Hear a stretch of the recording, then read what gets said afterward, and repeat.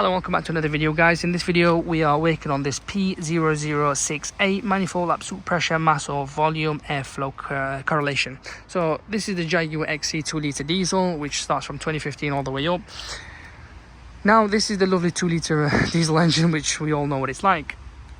Reality is, if you've got this fault code and you've got the engine management light on and the car's losing power intermittently, or it's losing power at all times, my recommendation would be, before splashing any money, that's if you're handy, do a smoke test.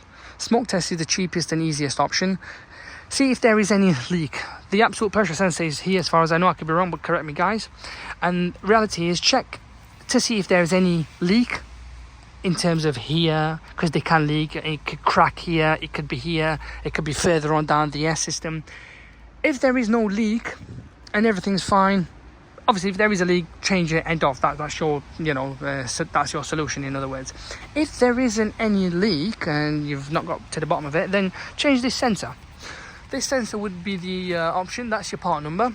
And reset the adaptation using a good diagnostic machine and drive it. Do a full scan and clear, obviously, and drive it and see what that does. But reality, the way to work through this fault code is to do this and work your way that way.